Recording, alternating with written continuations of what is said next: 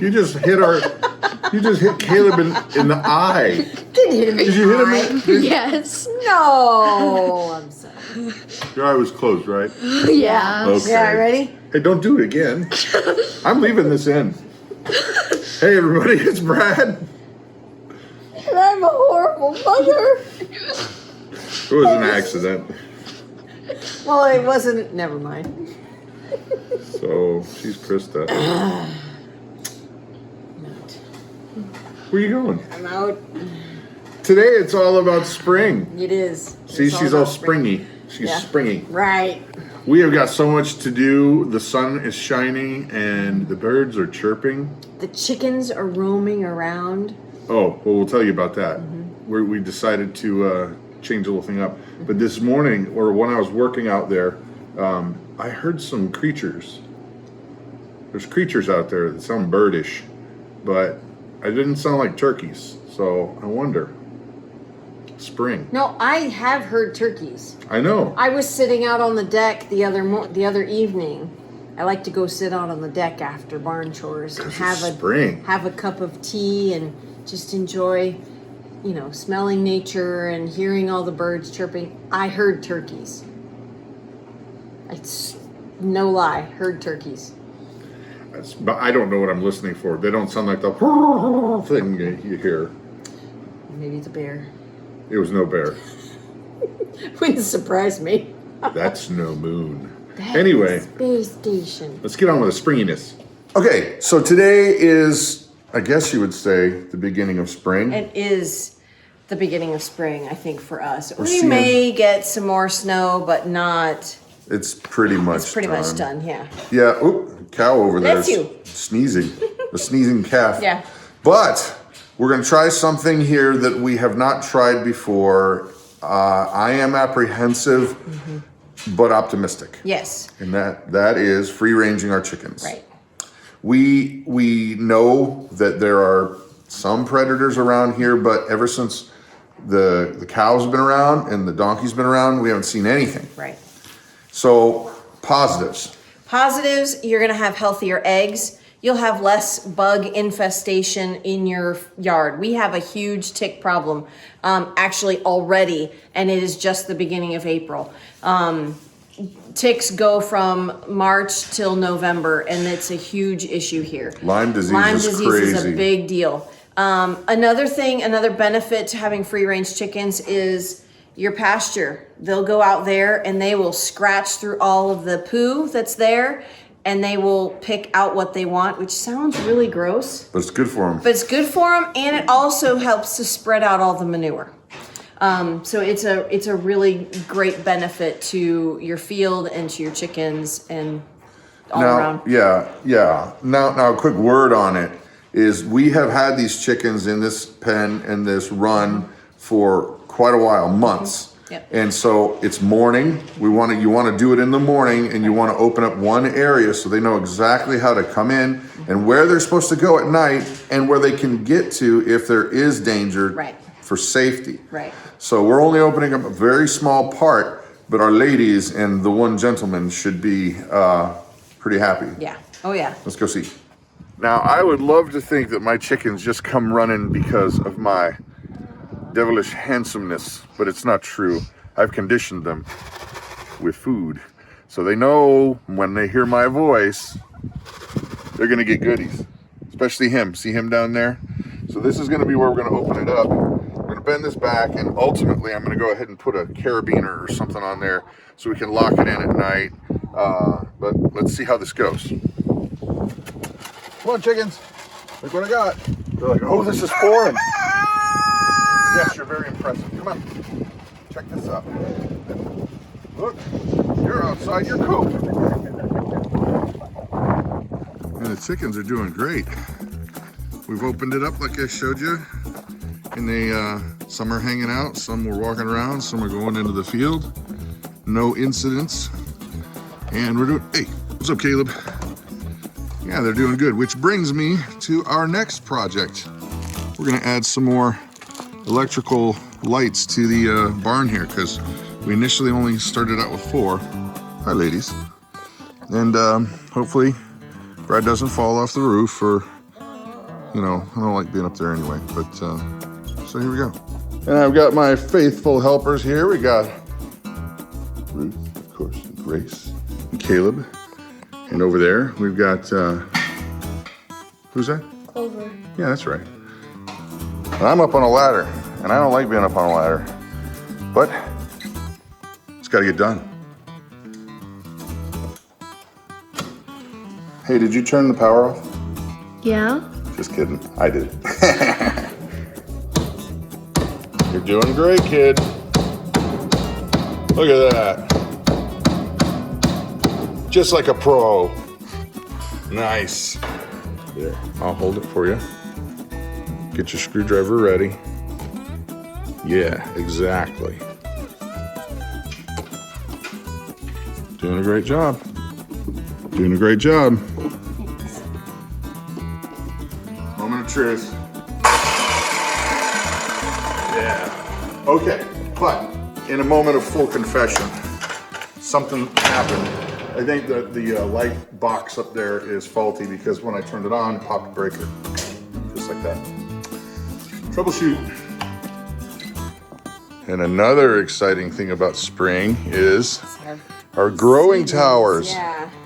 We seeded directly into these pots and they're coming up, but now it's time to actually thin them out. We got, let's see, that's romaine lettuce. And this is bok choy here. Bok choy. So we're gonna cut back a couple of them. I don't know if we'll cut back all of them, or leave, leaving one. One or two in each pot. Leave two, maybe.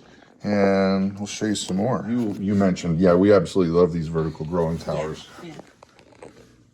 Over here we got tomatoes. They need to obviously get thinned out. And oh, is this the dill? Is this the dill? Oh, let me turn. Yes, it is the dill. The dill. Yep. Cilantro for your salsa. There's some spinach, which I love. And I am surprised our sweet peppers are actually coming up already. Yeah. Yeah, I absolutely love these grow gardens.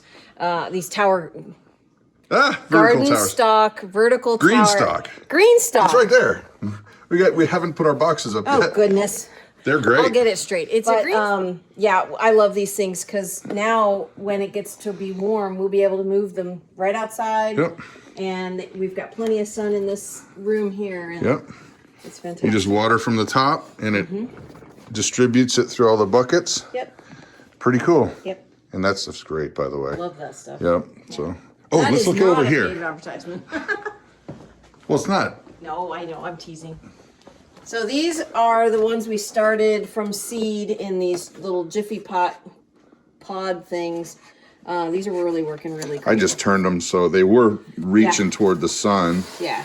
But what do we got here? These are tomatoes, aren't they? No, those are cucumbers. Cucumbers. We have pickling cucumbers and slicing cucumbers. These here are two different kinds of tomatoes here.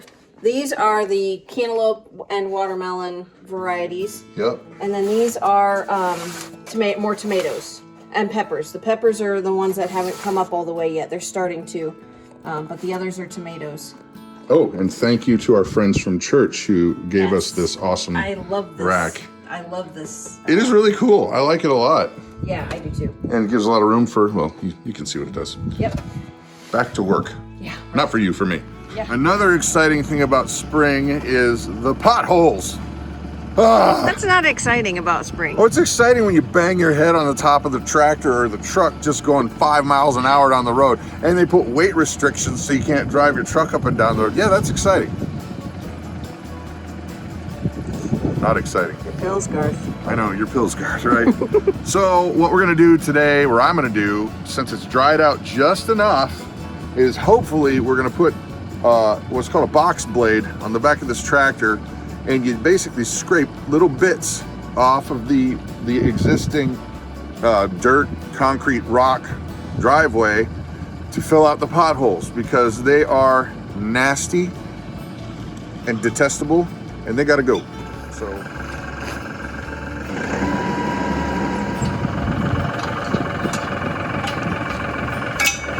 ready? There we go.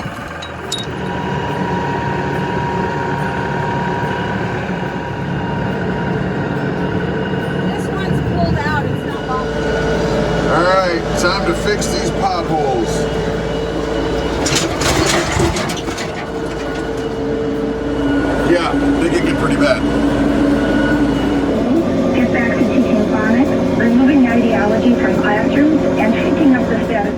Okay, so it's good for now, but I'm gonna probably spruce it up a little bit more this afternoon because we're supposed to get some rains again, and surely it's gonna dip down until we can get a couple days where it's nice and dry. And well, you want it kind of moist is what everybody's telling me, but not like super dry, but to where we can really get those holes filled in, because man, it's no fun when you bash your head on the roof of the car, and it's been happening a lot. Oh boy, folks.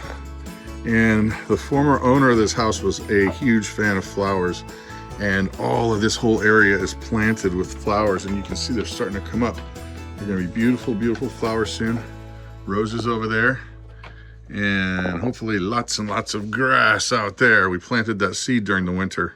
So cool stuff. So even more springiness. Our friend Dan, the bee man, came over and brought some materials for just to share for us to read through and then give back when we're done with them. But man, I am excited to get the bees going this year. We've got them purchased. We have them purchased. Well, the deposit's been put down. We have our beehives. We just need to seal those. Yep. Not exactly sure what we're sealing them with yet. I do. We're going to use linseed oil and beeswax. I think linseed oil and beeswax. Yep. So we'll heat the beeswax and the linseed oil and then brush it on there, and and then they'll be ready to, they'll be sealed for quite some time. And then actually I was talking to Dan the bee man about where we should put them. And I had said where I had thought we could put them, and he thought that was a good spot, and that We'll share. Yeah, and that the fencer would probably work just fine over there. We've got bears. Black bears. Which bear is best? Black bear. Fact. Anyway, it's a little quote from a TV show. Yeah, so we which we very rarely ever watch, honestly. No, we don't. We really don't. So we'll be getting those here soon. We got our little... Hold on. Let's go back real quick. The bear thing. Yes. We have a lot of friends who keep bees, and they lose hives like crazy to bears. They'll come in and decimate everything you got within a couple hours.